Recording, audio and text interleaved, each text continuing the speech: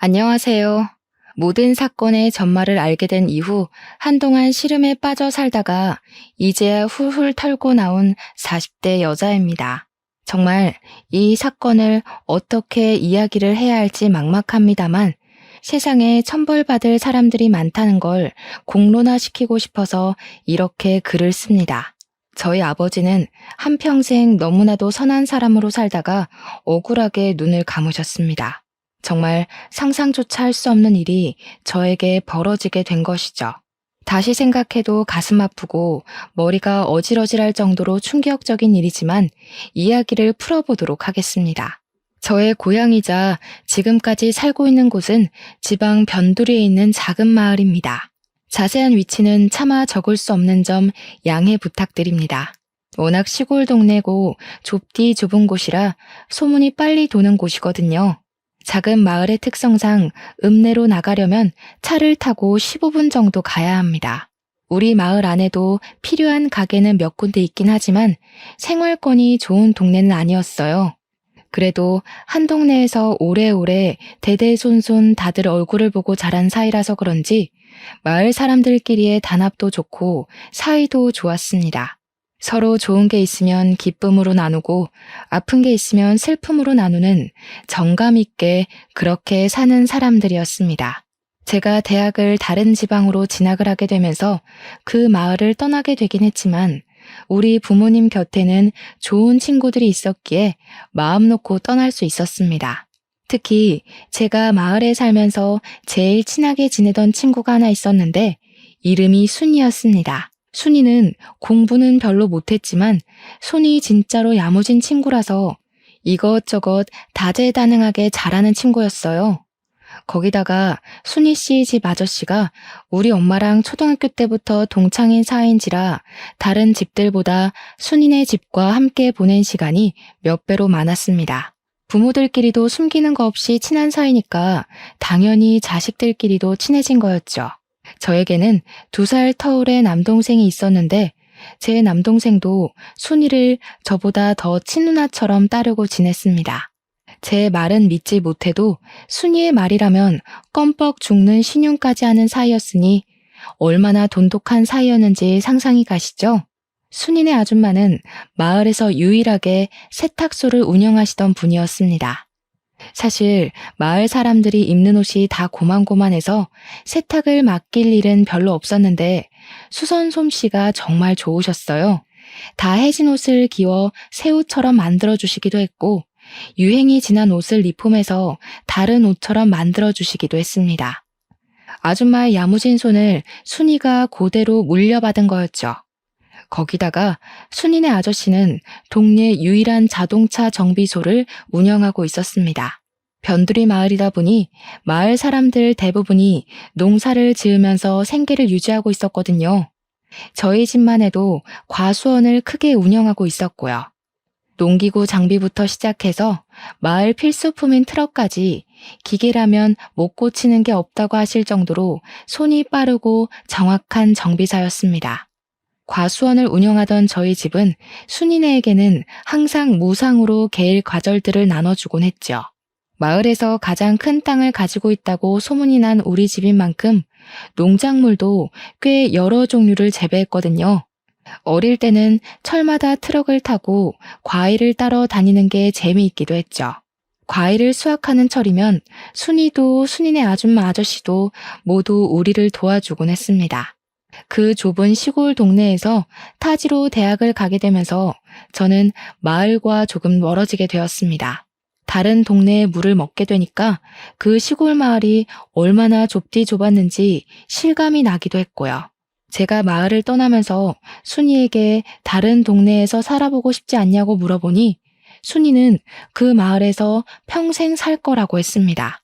대입에 실패하기도 했고 자기는 이 마을이 너무나도 평화롭고 좋다고 했어요. 아줌마의 세탁소 일을 도와주면서 그렇게 제 몫을 하고 지내다가 좋은 사람이랑 결혼해서 마을에 정착할 거라고 했습니다.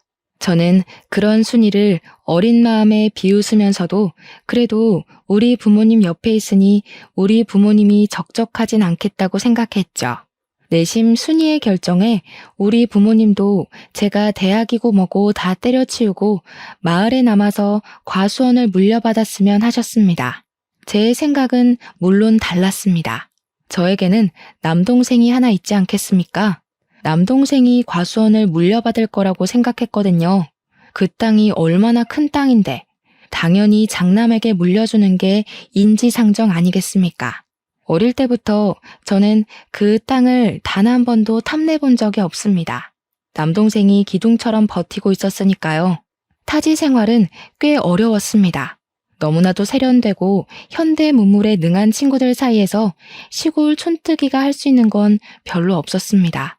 물론 마을이 구석진 곳에 있다고 해서 전기도 안 들어오고 휴대폰도 안 터지고 하는 건 아니었지만 친구들이랑 처음 패밀리 레스토랑에 갔을 땐 겁이 나더군요. 아무리 메뉴판을 읽어봐도 뭐가 뭔지 모르겠고 이거 주세요 저거 주세요 하는 친구들을 보면서 따라하는 것밖에 할 수 없었거든요. 게다가 대학 생활 자체가 별로 재미가 없었습니다. 친구들이랑 술을 먹고 클럽에 가고 해도 시끄럽기만 하고 재미는 없었고요. 제일 큰 것은 성적에 맞춰서 대학을 간 것이어서 전공하던 과목도 그다지 관심이 가지 않는다는 거였죠. 꿈도 없이 그저 이 대학에 붙었으니까 가야지 하고 온 순간의 선택은 참으로 많은 스트레스를 주었습니다. 하지만 대학 자체는 졸업을 해야 했기에 저는 꾸역꾸역 버텨내고 있었습니다.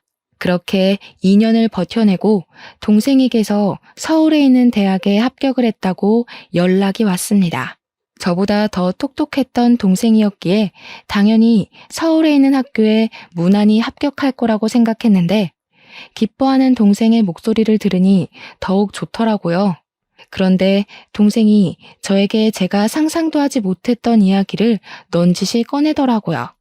자기는 언론 쪽으로 공부를 해서 자랑스러운 기자가 되고 싶다고 이야기를 했어요. 그래서 동생에게 너의 끈기라면 충분히 해낼 수 있을 거라고 문제가 뭐냐고 물어보니까 집에서 과수원을 물려받으라고 재촉을 한다는 거였습니다. 생각해보니까 그렇더라고요. 동생이 기자가 되고 제가 대충 취업을 하게 된다면 과수원을 물려받을 사람이 아무도 없는 겁니다. 부모님께서 누나도 없는 마당에 동생에게 대학도 가지 말고 하루빨리 과수원 일을 배우라고 했다는 겁니다. 너네 누나도 도망갔는데 당연히 둘째가 물려받아야 모양이라도 살지 않겠냐고 했다는데 제가 띵 하더라고요.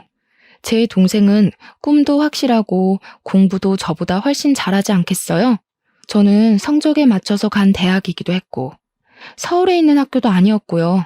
거기다가 전공 과목 자체도 저와는 영 맞지 않는 것 같고 이렇게 시간을 보내도 되나 싶어서 적당한 중소기업에 취직하려고 애쓰지 않을까 하던 찰나였거든요. 제 인생 모토가 대충인 사람이라 대충 졸업하고 대충 취직하고 대충 결혼해서 대충 살아야지 싶었는데 동생의 고민을 들으니까 너무나도 부끄러워진 거죠. 하지만 저에게도 꿈이라는 게 생길지도 모르는 일이니까 동생에게 딱 잘라서 내가 과수원을 물려받을게 라는 말도 못하겠더라고요. 결국 대학을 졸업할 때까지 저에게는 과수원이 짐처럼 남게 되었고 휴학을 하고 군대를 간 동생에게 결심을 말했어요. 내가 과수원을 물려받을 테니까 넌 꼭 기자가 되어서 네 꿈을 이뤘으면 좋겠다고 했습니다. 동생은 저에게 울먹이면서 고맙다고 몇 번이고 인사를 했어요.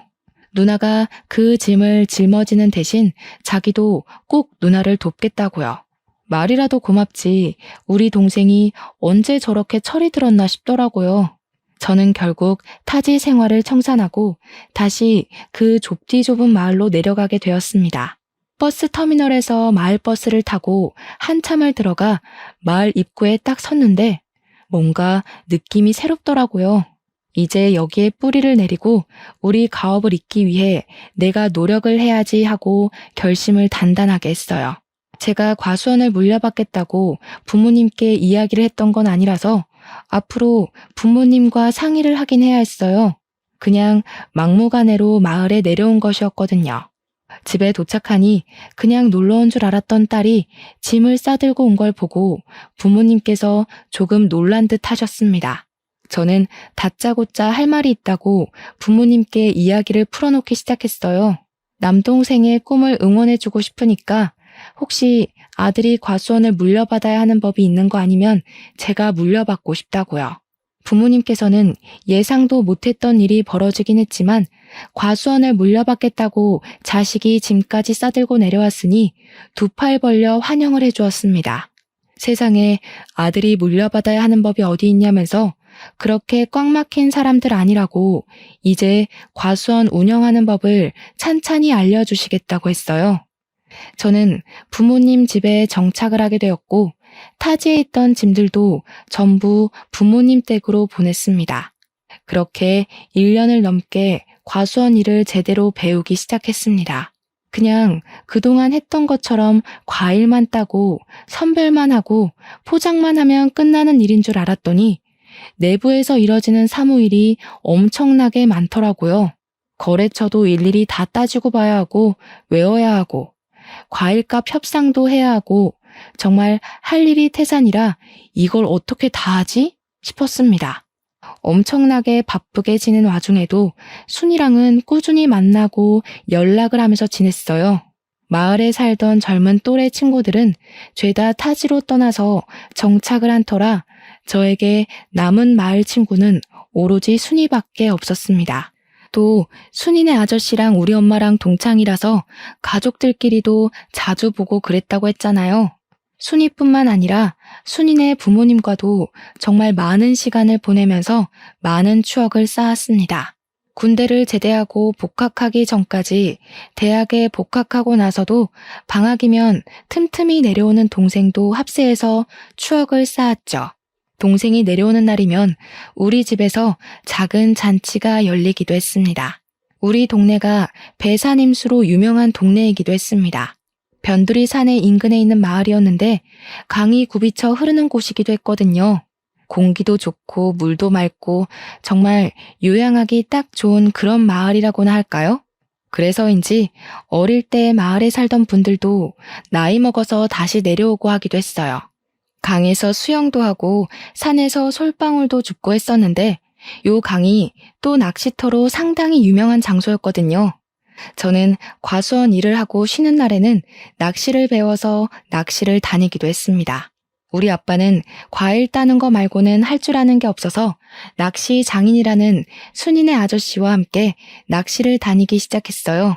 손맛을 한번 보면 절대로 잊을 수 없다는 아저씨의 말처럼 저도 낚시에 요령이 생기니까 이게 너무나도 재미가 있더라고요. 낚싯지가 움직일 때까지 고요하게 평화가 유지되는 그 시간이 정말 사색에 잠기기도 좋고 저의 지난 날을 돌아보기에도 너무 좋았습니다. 순이네 아저씨는 항상 순이는 낚시 몇 번 가보더니 재미없다고 안 간다고 한다면서 저한테 딱 너 같은 딸이 있었으면 좋겠다고 하셨죠. 저도 물론 비슷한 감정이 들었습니다. 우리 아빠는 저와 다르게 술도 전혀 못 드시고 이런 취미도 없으셨거든요. 오죽하면 제가 순이네 아저씨한테 술을 배웠다니까요. 아저씨랑 술 한 잔 걸치면서 낚시도 하고 라면 끓여 먹는 게 그렇게 재미있을 수가 없었어요. 제가 과수원 일을 하면서 받은 스트레스를 순이네 아저씨와 취미생활을 도모하면서 풀었으니 대단히 친한 사이였죠. 동생이 오는 날이면 고기 파티가 열리곤 했는데 순이네 아저씨가 또 바비큐 장비를 다 가지고 있었어요. 그래서 순이네 집에서 고기를 구워 먹고 술도 마시고 진짜 신이 나게 놀기도 했습니다. 우리 아빠가 순이네 아저씨한테 얼마나 고마워했는지 몰라요. 자식들을 친자식처럼 너무 잘 챙겨준다고요. 그러던 와중에 순이한테 선자리가 들어왔고 읍내에 사는 건실한 청년과 선을 보게 되었습니다. 마을에 계신 어르신이 주선한 선자리였는데 그 어르신이 평판이 별로 좋은 분은 아니라서 저희 가족도 꽤 걱정을 하긴 했어요. 그런데 발그레해진 뺨을 하고 돌아온 순이는 그 남자가 너무나도 마음에 든다고 했습니다. 평소 마을을 떠난 적 없던 순이가 아줌마 밑에서 세탁소 일 도우며 근근히 잡일하며 사는 게 마을 사람들도 걱정이 되었었나 봐요. 시집이라도 멀쩡하고 건실한 남자 붙잡아서 가는 게 좋은 거 아니겠냐고 주위에서도 잘 만났다고 칭찬을 해주었죠. 웬일로 그 괴팍한 노친네가 좋은 사람을 다 소개해줬냐고 잘 됐다고 한 소리씩 얹었어요. 상대방도 그렇고 순이도 그렇게 둘 다 첫눈에 뿅 간 건지 연애를 시작하더니 얼마 지나지 않아서 결혼까지 하겠다고 한 거죠. 우리 집 와서 연애하는 이야기를 해주는데 제가 너무너무 신기하더라고요. 어떻게 사람에게 첫눈에 반할 수 있지? 싶어서요. 저는 여태 그런 운명의 상대를 만나본 적도 없었고 첫사랑이라고 일컫는 그런 남자도 없었거든요. 혼자 짝사랑을 두어 번 해봤는데 상대가 저에게 관심 없는 걸 알자마자 자연스럽게 마음이 식더라고요. 아무튼 이런저런 이야기를 나누는데 우리 아빠가 옆에 슬쩍 오더니 우리 딸이 아무것도 모르는 철부지였구나 하시는 겁니다. 그러더니 첫사랑이란 게 무척 대단한 사랑이라고 하더라고요. 추억으로도 깊이 남는 거고 또 시간이 지나면 친구로도 남는 게 첫사랑이라고 하시는데 첫사랑이랑 무슨 친구를 하나 싶었죠. 세상에 그런 사람이 어디 있냐고 하니까 아빠가 껄껄 웃으면서 너네 엄마가 첫사랑이랑 친구하고 지내잖아 이러는 겁니다. 알고 보니까 순이네 아저씨가 우리 엄마의 첫사랑이라고 하더라고요. 제가 얼마나 놀랐는지 몰라요. 여기가 무슨 할리우드도 아니고 첫사랑이랑 같은 동네 살면서 허구한 날 자식들의 배우자까지 끼고 친구처럼 지낼 수 있나 싶었죠. 순이도 그 이야기는 처음 들었는지 무척 놀래더라고요. 아무튼 평생 마을을 떠나지 않을 거라고 이야기했던 순이가 결혼을 하고 읍내로 떠나게 되었습니다. 그게 제 나이 30살의 이야기네요. 제 동생은 착실하게 신문사에 취직해서 인턴을 하고 있었고 저는 과수원에 대해 대부분 모르는 게 없는 상태가 되었습니다. 순이는 시집가서 정말 행복하게 살고 있는 듯 했어요. 얼마나 마음이 행복했는지 모릅니다. 그러던 어느 날 늘 웃음꽃이 피어있던 순이의 얼굴에 그림자가 슬쩍 드리우기 시작했어요. 순이에게 무슨 일 있냐고 물어봤는데 아무 일도 없다고 하더라고요. 그래서 그냥 그런가 보다 했죠. 그렇게 속절없이 시간이 흐르고 구정이 되어서 순이가 친정집을 찾아왔는데 남편이랑 같이 오질 않았더라고요. 제가 슬쩍 남편은 어디 가고 순이 너만 왔어? 하고 물어보니까 남편이 일이 바빠서 같이 못 왔다고 하는데 표정이 좀 울상이더라고요. 표정이 영 안 좋으니까 친구로서 걱정도 되고 왜 그렇게 안색이 별로냐고 물어봤죠. 결혼한 지 1년밖에 지나지 않았는데 벌써부터 권태기가 찾아온 거야? 하면서 너스레를 떨었어요. 그랬더니 그냥 조용히 웃고 말더라고요. 그래서 혹시 너 임신해서 컨디션이 안 좋은 거 아니냐고 물어봤죠. 순이가 한숨을 푹 쉬면서 아니라고 임신을 해야 하는데 잘 안 돼서 스트레스라고 하더라고요. 시댁에서 손주를 빨리 낳으라고 닥달하는 듯 했어요. 참 대한민국의 꼬장꼬장한 시어머니들이란 위로는 해야겠다. 저도 잘 모르는 부분이니까 그냥 말로만 이야기를 해줄 수밖에 없었죠. 너무 스트레스 받으면 임신에 영향을 끼친다더라. 마음 편하게 먹고 기다리면 찾아오지 않겠냐? 이런 말들이요. 그렇게 몇 개월이 더 지난 어느 날 순이에게서 드디어 임신을 했다는 소식이 전해져 왔습니다. 순이네 부모님도 얼마나 신나하던지 막 먹을 거 바리바리 싸들고 입덧으로 고생한다는 딸 보러 읍내에 가더라고요. 몇 주가 흐르고 안정기가 찾아온 것 같다고 아이 성별이 딸이라는 소식을 들었어요. 그 전주까지 과수원 수학철이라 제가 무척이나 바빠서 순이를 보러 읍내에 한 번도 가지 못했었거든요. 이참에 아기 옷이나 한 벌 사서 순이한테 선물로 줘야겠다 싶었죠. 이왕이면 서프라이즈로 해주면 어떨까 싶기도 했어요. 순이는 일을 하지 않고 집에서 지내고 있다는 이야기를 들었거든요.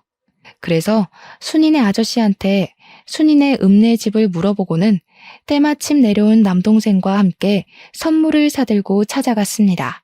딸을 가졌다고 했으니 분홍색 네이도 사고 아가들이 쓰는 용품들도 사서 순이네 집 벨을 눌렀습니다.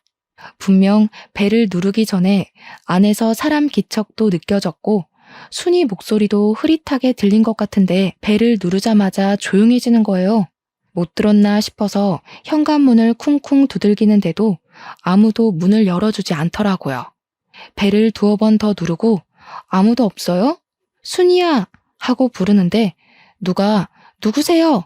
하면서 화를 내면서 문을 벌컥 열더라고요. 순이 남편이었어요. 그런데 꼬락서니가 영 이상한 겁니다. 술 냄새도 잔뜩 나고요. 저를 빤히 쳐다보면서 인상을 쓰길래 나 순이 친구라고 순이 집에 있죠? 하는데 집에 순이가 없다는 거예요. 분명 제가 순이로 추정되는 목소리를 뻔히 들었는데 순이 없다고 문을 떡하니 지키고 있으니까 수상하잖아요. 마누라가 임신까지 했는데 설마 이 새끼 바람을 피우는 건가? 하는 생각이 들었죠. 근데 현관 앞 신발장에 순이가 맨날 신는 신발이 떡하니 있더라고요. 그래서 제가 순이 목소리를 들었다고 순이 불러달라고 했습니다. 그 순간 우리 남동생이 뭔가 이상한 낌새라도 느낀 건지 그렇게 예의가 없는 자식은 아닌데 순이 남편을 밀치고 집으로 들어가는 겁니다. 당황한 순이 남편은 뭐 하는 짓이냐고 남동생을 끌어내려고 하고 저는 그런 순이 남편한테 순이가 근처에 나간 거면 집에서 기다리겠다고 했죠. 우리가 선물도 사왔는데 문 좀 박대하는 건 아닌 것 같다. 내 동생 서울 가야 하니까 오늘 꼭 만나야 한다고 했습니다. 순이 남편이 짜증을 확 내는데 집에 들어간 동생이 갑자기 막 집안을 뒤지는 거예요. 순이 남편이 놀래서 뭐 하는 거야? 나가! 하는데 남동생이 아랑곳하지 않고 방문을 막 벌컥벌컥 열었어요. 일단 남동생이 이상한 행동을 하니까 저도 따라 들어가서 뭐 하는 짓인가 하고 살펴봤죠. 집이 큰 집도 아닌데 물건이 어찌나 너부러져 있는지 발에 막 채이더라고요. 순이 성격이 청소를 안 할 아이도 아닌데 하고 의심하고 있었습니다. 순간 남동생이 문 열어봐. 순이 누나 거기 있지? 이러는데 방문 하나가 잠겨 있는지 손잡이가 안 돌아가더라고요. 문 열어봐. 정순이 거기 있지? 이러는데 순이 남편이 너 뭐야? 뭐 하는 새끼야? 경찰 부를 거야? 난리가 난 겁니다. 순간 이거 보통 일이 아니다 하는 생각이 머릿속에 확 스쳐서 제가 순이가 있을 법한 방문에 대고 소리를 쳤어요. 순이야, 우리가 도와줄게 나와봐. 무슨 일인데 그래? 그 순간 순이가 문을 열고 나오는데 저랑 남동생은 까무러치는 줄 알았습니다. 순이가 코피를 줄줄 쏟아내는 채로 머리까지 잔뜩 헝클어진 상태로 울면서 나오더라고요.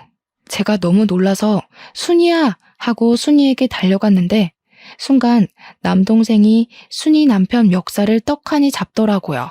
우리 남동생이 키도 크고 덩치도 꽤 좋았거든요.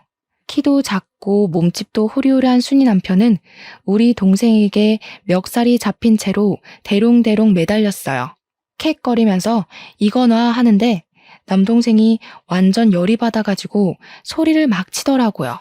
너 소문 안 좋은 걸 내가 나중에 듣는 바람에 결혼을 말리지 못한 게 천추의 한이다. 이러는데 저는 너무 놀랐죠. 남동생이 네가 우리 순이 누나 때렸냐면서 주먹을 쥐는데 진짜 싸움이라도 날 것 같아서 남동생을 말렸습니다.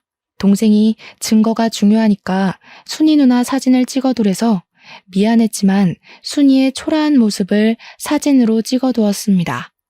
순이 보고 집으로 가자고 했더니 절대 못 간다면서 이 꼴을 하고 어떻게 부모님을 뵙냐고 울더라고요. 그랬더니 남동생이 씩씩거리면서 순이 누나 여기 있다가 저놈한테 험한 꼴 당하고 싶어? 이러면서 우리 집으로 가자고 했어요. 부모님 집이 아니라 우리 집으로 가자고 하니까 순이도 결국 따라오더라고요. 우리 집으로 돌아와서 순이의 꼬락서니를 본 부모님은 억장이 무너진 사람처럼 목덜미를 잡으셨습니다. 그 논팽이 새끼가 미쳐도 단단히 미친 게 틀림없다면서 어떻게 임신한 마누라를 이 꼴로 만드냐고 했어요. 결국 우리 부모님이 순이네 부모님한테 연락을 했고 한달음에 우리 집으로 달려와 순이의 모습을 보고 엉엉 우셨습니다. 저와 남동생에게 순이를 구해주어서 고맙다고 몇 번이나 인사를 하셨는지 몰라요. 우리의 가족 같은 순이를 구하는 건 당연한 일이었지만 그래도 몇 번이나 고맙다고 하니 몸둘 바를 모르겠더라고요. 그런데 거기서 끝났으면 참 좋았을 걸. 순이가 집으로 돌아간 뒤 순이네 아줌마가 순이 다친 데를 살핀다고 이리저리 둘러보다 알게 된 거죠. 생각보다 상처가 너무 많고 온몸이 난장판이 되어 있다는 걸 직접 눈으로 보게 된 겁니다. 남편의 그런 행패가 하루 이틀 만에 이루어진 게 아니라는 걸 알게 되었고 그런 놈을 사위라고 예뻐했다는 게 너무 화가 나셨나 봐요. 그대로 순이네 아줌마가 쓰러지시고 말았던 거죠. 그래도 정신은 어느 정도 있으셨는데 순이가 며칠 뒤 유산까지 하고 나서는 완전히 정신까지 놓아버리셨습니다. 병원에서는 갑자기 혈압이 한 번에 올라서 쓰러진 거라고 하면서 본인 의지가 가장 중요한 거라고 했다더군요. 한마디로 순이네 아줌마가 깨어날 의지가 있어야만 정신을 차릴 수 있을 거라고 약으로는 할 수 있는 게 없다고 이야기를 했대요. 그렇게 순이네 아줌마가 쓰러져서 병원 신세를 지게 되니까 순이도 순이네 아저씨도 병원을 계속 들락날락하게 된 거죠. 근데 그때가 또 수학을 마친 과일을 선별해서 경매에 내놔야 하는 시기였거든요. 제가 하루 종일 바쁘게 일에 매진해야 하는 시기라서 정말 정신이 하나도 없는 상태였어요. 우리 아빠도 저와 같이 과일 선별하고 경매 준비하느라 정신이 없었고 유일하게 여유가 있는 엄마가 순이네를 챙기기 시작했습니다. 순이네 아줌마가 정신을 못 차리고 있으니까 우리 엄마가 직접 순이네의 반찬을 챙겨서 가져다 주고 하셨어요. 순이는 순이네 아줌마 병실에서 먹고 자고 하고 있었는데 아저씨는 정비소 일을 언제까지고 미룰 수가 없으니까 일을 하셔야 했거든요. 거기다가 하루 입원비도 어마어마하게 비싸다면서 일을 해야 병원비도 감당할 수 있다고 했어요. 처음에는 엄마가 일주일에 한 번씩 가서 반찬만 후딱 전해주고 오시더니 시간이 지날수록 점점 방문 횟수가 늘더라고요. 오죽하면 아빠가 뭘 그렇게 열심히 챙기냐고 첫사랑은 이길 수 없는 거냐며 농담을 던지시기도 했습니다. 그때마다 엄마는 한 동네에서 평생을 보고 자란 친구인데 이 정도는 해줘야 하는 거 아니냐고 실없는 소리 하지 말라고 했죠. 일주일에 한 번씩 반찬만 주고 오던 게 어느 날부터는 청소도 해주고 살림도 봐주시더라고요. 남자 혼자 살아본 적 없는 티를 팍팍 낸다고 저러다가 홀압이 되면 어쩌려고 저러는지 모르겠다고 하시면서요. 나중에는 우리 집에 있는 시간보다 순이네 가 있는 시간이 더 많은 듯 했습니다. 문제는 더 있었어요. 순이 남편이 순이를 병원까지 찾아와서 난동을 부리게 된 겁니다. 결국 병원에서 폐악질을 하다 경찰까지 출동을 했고 순이가 급하게 경찰서에 조사를 받으러 가게 된 것이었어요. 순이네 아저씨는 정비를 하느라 움직일 수가 없었고 순이네 아줌마 병실을 지킬 사람이 필요해진 거죠. 몇 시간만 돌보면 되는 거라 간병인을 하루치 급하게 구할 수도 없는 상황이어서 아빠가 엄마 보고 좀 다녀오라고 했죠. 이웃 간의 정이 얼마나 깊은 건지 아냐고 누누이 말했던 우리 엄마가 순이네 아줌마 병실에 가라고 했더니 버럭 하시더라고요. 내가 거길 왜 가? 원래 순이 엄마랑은 친하지도 않았어. 이러면서 저보고 가라는 겁니다. 경매 준비로 잠잘 시간이 모자랄 정도인데 거기다가 순이네 집에 그렇게 허구한 날 가놓고는 순이네 아줌마랑 안 친하다는 건 뭔지. 아무튼 순이가 금방 병실로 돌아갈 수 있어서 다행이었지 아니었으면 면도 못 세울 뻔했습니다.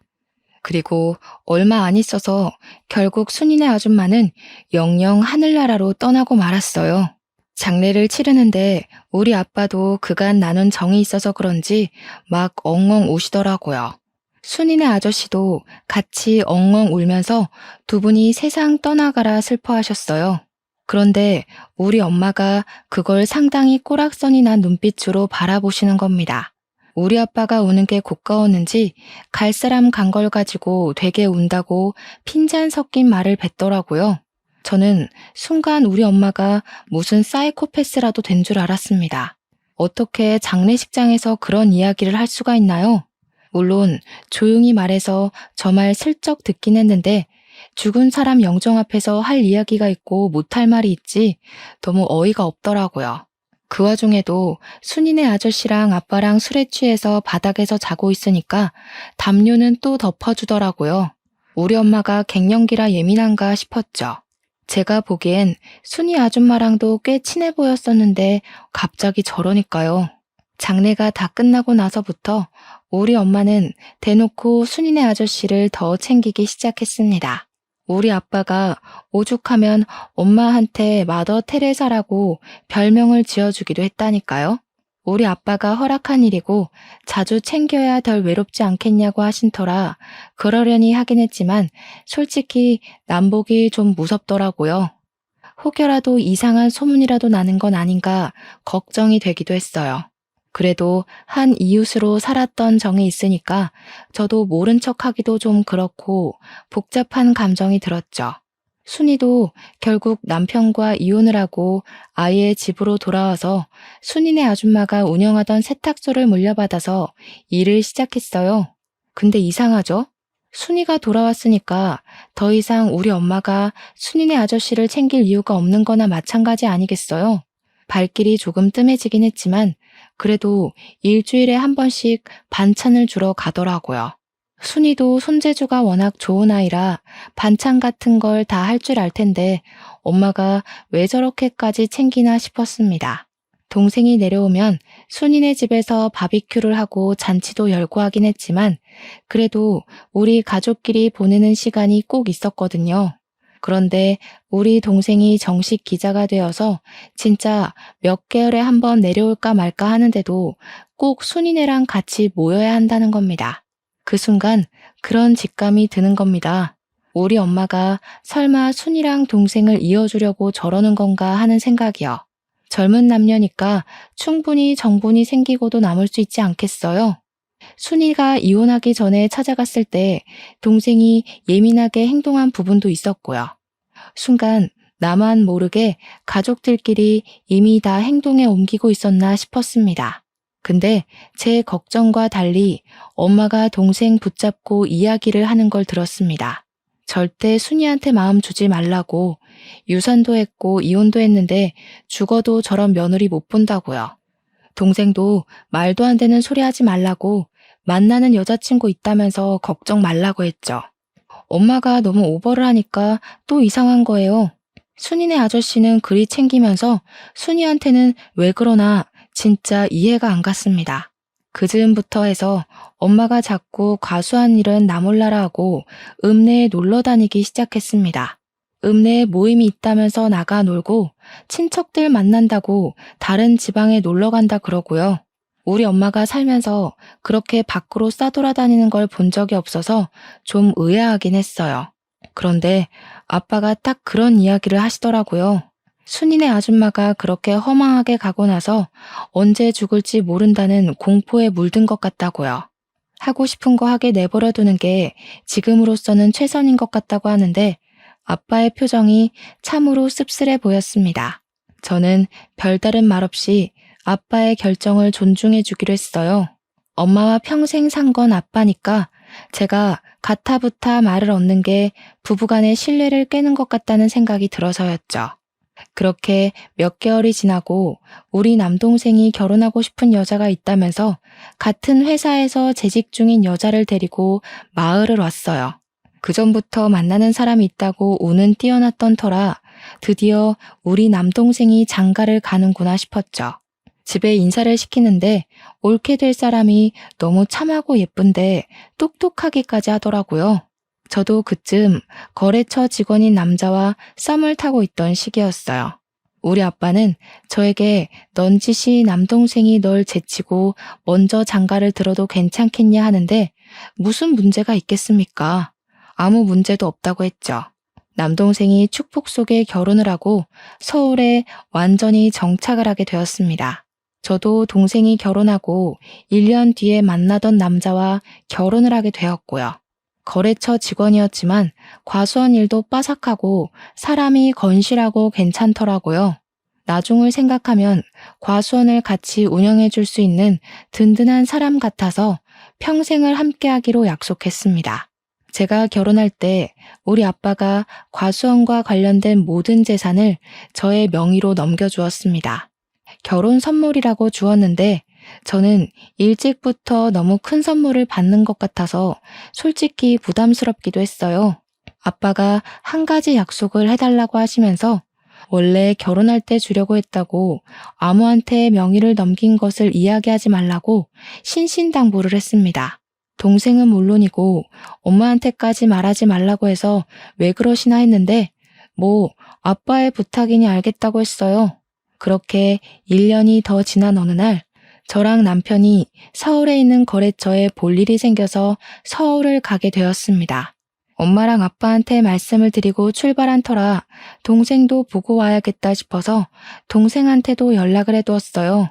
저녁이나 먹자고 해서 동생네 부부와 저희 부부가 만나서 밥을 먹고 있는데 제 휴대폰에 불이 나게 연락이 오는 겁니다. 엄마한테 막 황급히 연락이 오길래 무슨 일이냐고 물어보니까 아빠가 사고를 당했다는 거예요. 그게 무슨 소리야? 하는데 엄마가 얼이 완전히 나간 건지 덜덜 떨리는 목소리로 아빠가 사고를 당했다고 당장 내려와 하더라고요. 놀래서 남동생네 부부랑 정신없이 차를 타고 읍내에 있는 병원으로 내려왔죠. 엄마는 덜덜 떨면서 울고 있고 옆에서 순이네 아저씨가 한숨만 푹푹 내쉬면서 우리를 보고는 왔어? 하시더라고요. 하필이면 오늘 자식들도 없고 적적한 와중에 엄마가 아빠한테 순이네 집으로 반찬을 가져다 주라고 심부름을 시켰대요. 간 김에 엄마가 순이한테 부탁한 세탁물도 받아오라고 해서 아빠가 트럭을 끌고 나갔는데 오던 도중에 논두렁길에서 사고가 났대요.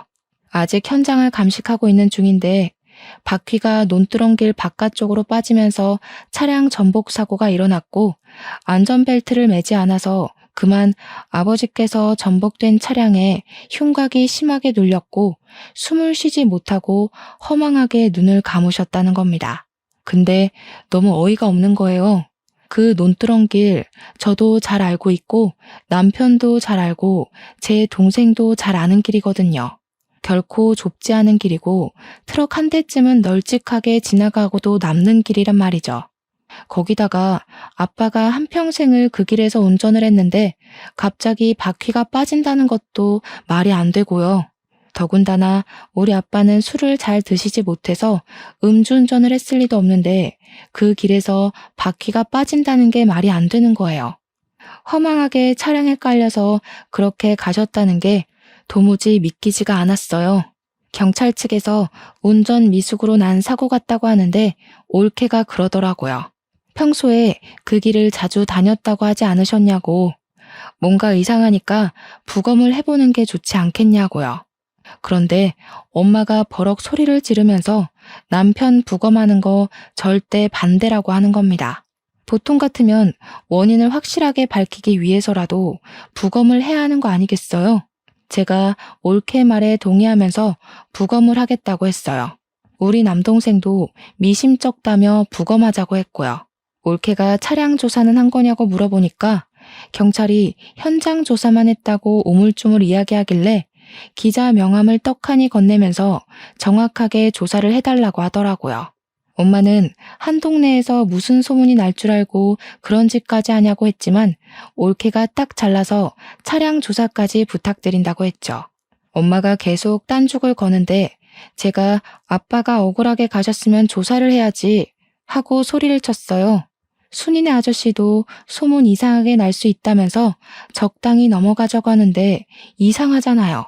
수사가 시작되고 부검 결과 혈중 알코올 농도가 0.1% 측정된 결과가 나왔습니다. 한마디로 거의 만취 수준이라는 건데 그 상태에서 아빠가 운전대를 잡았다는 게 이상했어요.